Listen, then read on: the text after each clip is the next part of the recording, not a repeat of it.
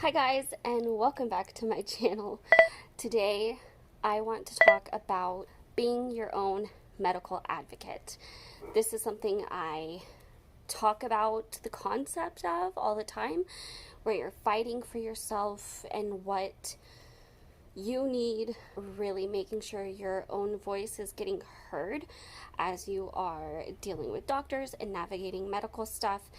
And I kind of wanted to give my top 5 tips for ways to be your own medical advocate and what you can do to help yourself in trying to be your own medical advocate. And I think the first thing I want to talk about is educating yourself. So there's a whole lot of really unique and diverse things that come up with Turner syndrome. And when you look at your own personal case and trying to advocate for what's best for you, it is really important to research everything. Research medicine that is being mentioned to you, research procedures, research how often things should be happening to keep up on your care, and also educate yourself on how you're feeling. Just keep track of everything and make sure you are really understanding what's going on. There's several ways to do this, and then the other aspect of educating yourself would be making sure you're staying up on the current research as much as possible. I've talked about how this can be overwhelming, but I really want to say it is so helpful. And the other aspect of the current research is the current care guidelines. So making sure each time that's updated, you are going through and you understand for you what the care guidelines currently are. So you have that context, you have that perspective and that knowledge and understanding when you go in to talk to your doctor. The second thing for being your own medical advocate that I want to mention is journaling. Journaling how you're feeling, both mentally and physically, how certain medicines have affected you since you started them so you can keep track of everything, tracking your cycle, things like that, where you can know exactly what's happening with you, and journaling and keeping track of that somehow is the best way to do that. Whether it's in a notebook, there's several apps on the app store that is on your phone that helps you track all different types of things to do with this, whether it's your mental space, how you're feeling physically, tracking your cycle. There's lots of ways to track that on your phone also. And making notes of things when you go to a doctor's appointment or when you start a new medication, things like that. You write the date and what happened, what was said. That way, you don't have to try to remember later. You have it written down from when it happened, when it was freshest in your mind. And then you can say, no, look, I made this note on this date, so I have this record. And that'll also help you keep perspective as you are hearing different information, as you're having conversations. You'll have that context. I think the third thing that can be really super important is keeping track of appointments so you don't miss any, so you know how often you should be seeing a certain doctor. There can be several doctors you're keeping track of, and so you want to make sure of when your appointments with them were and are going to be, when you should be scheduling your next appointment for, and keeping that all on a calendar so that you don't forget and you know when your last one was, and so you know when your next one should be, all of that type of thing. Keeping a calendar for it is really important, because it can be, at least for me, really easy to forget how long it's actually been since I've seen a doctor with everything else that goes on in life, right? Like, it's really easy after a while to not remember exactly how long ago that was. So you have to go back and look. And if you don't have that marked on a calendar somewhere easily accessible, it's going to be a lot more work to go back and try to track it down. Still possible, of course, but it is easier.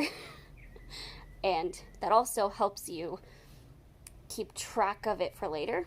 Another big tip with appointments in general is if you do need to make a follow-up or the next appointment with your doctor, do it while you're there at their office for that appointment.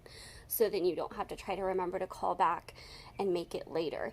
You have it already set when you leave, and you can immediately put it on your calendar and have that done. The fourth thing that I want to mention about being your own medical advocate is more of a mindset thing. I think these last two things are going to be a mindset thing. Don't be afraid to ask another doctor, whether that's somebody else in the same field or getting perspective from your GP or something like that. Never be afraid to ask for a second opinion in some form. If you feel you really are not sure and you think something else needs to change. For example, I had to ask my OBGYN about my medicine because I did not feel like I was being listened to when I brought up issues I was having with it with my endocrinologist. It took a while for me to kind of have that confidence to do that, and I think to some extent it can be easy to fall into, well, they're the specialist, they should know, but that's not always the case. There are going to be times where a doctor may not get exactly what you're saying, or you may feel like what you're saying and how you're saying you're feeling is being dismissed. And if it continues and you still don't feel like you have a grasp on what's going on and you feel like there's still an issue, do not be afraid to reach out to another doctor and say, hey, I'm having issues with this particular thing, and get their opinion on it too. I am so grateful I asked my OBGYN about it, because I was floored at the difference it made for me and how I felt when I did switch medicine. And I was so thankful that I did. And I gave myself permission to really push further and ask. So that was just my experience, but I want to encourage you to very much be able to do that.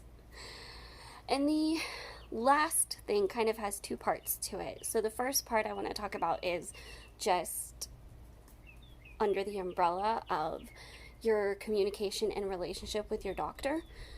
The first part is, if you do not feel like your current doctor is the best for you, whether your partnership isn't working or something, if you don't feel like you fit well with them, do not be scared to seek out another doctor. It is not an insult to them. It is not anything but you seeking out the best doctor for you. And that is okay. That is completely okay and within your right. So, do not be afraid to seek out a different doctor if you don't feel like your current one is the best fit for you. The other part of that is, do not be scared to ask questions. I know my doctors love when I ask questions. They want to make sure they've answered everything for me. They really do. Within that good working partnership between the patient and the doctor, they want to make sure that you feel confident and comfortable with what you are doing. So do not be scared to ask questions. I've never had a doctor that I felt was a great doctor that I really enjoyed that was ever scared of me asking questions, that ever discouraged me from asking questions, or even gave a hint of impatience with me asking questions. They were always very happy to answer my questions, and that is something that you need to know is your right. And do not be afraid to ask questions. And I mean, sometimes it can be really helpful to have questions written out before you go. If you know you're going to be talking about a particular thing, have your questions ready or have your concerns ready, things you want to make sure you ask and you understand about what you're working on. And don't be afraid to follow up later and ask questions that came up after you left your appointment.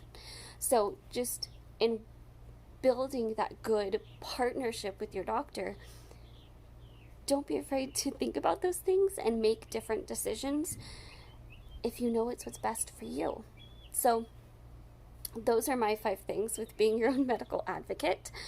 I will also put a playlist of some of my other videos talking about this, and I hope this video helped you, and I hope those videos help you, and I will see you guys in those videos.